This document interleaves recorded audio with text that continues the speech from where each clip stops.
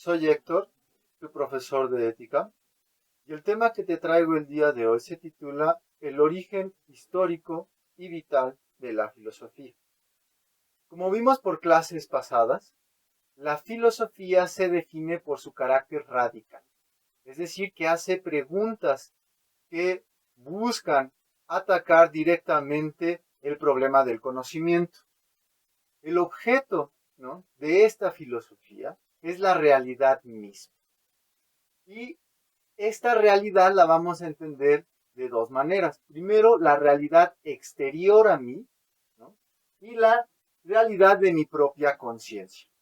A partir de definir de esta manera, aunque solo sea de manera somera, pudimos entender a la filosofía como aquella disciplina que se centra en lo extraordinario de la realidad. Aquí extraordinario no debe entenderse como una realidad fantasiosa o más allá de la manera en la cual nos lo describen las leyes de la física, sino a partir de lo que implica el guión indicativo, de que versa más allá de la manera ordinaria con la cual nos enfrentamos al mundo. A partir de esta idea de lo extraordinario, de la filosofía como aquella disciplina que tiene una mirada extraordinaria, nos podemos hacer ahora una pregunta. ¿Cuál sería el origen de esta manera de ver las cosas? En muchos sentidos podemos decir que la filosofía tiene un doble origen. Uno histórico y otro ético existencial. Nosotros en este curso de ética constantemente estaremos aludiendo a este origen ético existencial. Sin embargo, este origen no es excluyente del origen histórico. Este origen histórico lo podemos encontrar a lo largo de la historia de la filosofía, o por lo menos en esto están de acuerdo muchos de los historiadores de la filosofía, que lo podemos encontrar en grandes civilizaciones. Casi todos los libros de filosofía están de acuerdo en que este origen histórico lo podemos encontrar en Egipto, en China, en la India, y el que nos interesa en nuestro curso, en Grecia. Y este origen ético existencial tendría un momento cumbre, sobre todo en la filosofía griega, en el pensamiento griego, a partir de una pregunta por el mundo, ¿no? Este origen ético existencial surgiría dentro del saber griego. Nosotros nos enfocaremos en de momento omitiremos la matriz egipcia, china e india, en lo que llama Aristóteles el asombro ante el mundo.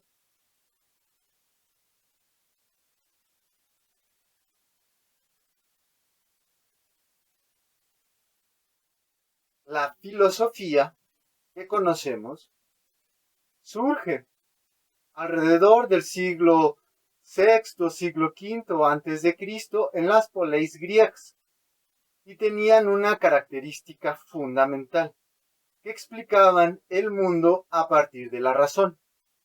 Como les había dicho, surge dentro de la sabiduría griega, pero se diferencia de la religión griega a partir de la explicación, mientras que la religión griega o la sabiduría tradicional de los griegos explicaban el mundo a través de los mitos, específicamente a partir de la intervención de los dioses. Había una explicación sobrenatural del origen de las cosas. La filosofía griega sustituye, o mejor dicho, plantea la cuestión en otros términos. Se plantea a partir de la razón de que el origen de las cosas, dependiendo del filósofo, se encontrará en la usía, en la substancia, en los elementos, en los principios, el arjé, o en la razón, el logos. Esta va a ser la nota predominante de la filosofía frente a la religión griega. Como podrás notar, esto es quizás una de las primeras explicaciones científicas de la historia. Y esto no es baladí. Sin la filosofía, la ciencia tal y como la conocemos no es posible. Sin embargo, como veremos, la filosofía sigue distinguiéndose del saber científico no solo por el carácter racional de sus explicaciones, sino por la radicalidad con la cual explica y pregunta por el mundo. Estos primeros filósofos eran llamados físicos, porque las primeras explicaciones que dieron de manera racional frente al saber religioso griego eran los elementos. El primero de ellos, Tales de Mileto, ya afirmaba que el origen o la usía de todas las cosas era el agua. Como veremos a lo largo de nuestro curso, no solo es esta la primera explicación física del mundo, le seguirán otras, ¿no? Será explicado a partir del arjé, del apeiron, aquello que nombra como lo indeterminado, Anaximandro, por el fuego, ¿no? Como se le ha querido adjudicar a Anaxímenes, o el logos, que es la explicación que le da Heráclito de Éfeso. Sin embargo, tenemos que rescatar el argumento original, que la filosofía surge en el asombro ante el mundo. Es a partir de la explicación física de la realidad que podemos hablar de asombro ante el mundo. ¿Esto a qué se debe? Mientras que el mito explicaba el origen a partir de los dioses, la filosofía y el primer pensamiento científico lo explicaba racionalmente. De esta manera, la explicación del origen de las cosas radicaba de nuevo en el mundo, regresaba al mundo, mientras que en el mito el asombro no era ante el mundo, sino ante la obra de los dioses. Sin embargo, y para cerrar nuestra pequeña exposición, la diferencia entre la ciencia y la filosofía radica también en ese asombro. ¿Por qué? Porque aunque ambos se explican racionalmente y regresan al mundo, la ciencia se limita a campos muy específicos de conocimiento. Por ejemplo, la física, la interacción entre las partículas, la química a partir de las relaciones químicas entre los compuestos, específicamente a partir de las relaciones entre los electrones y la pérdida de energía, la biología que se centra en la vida.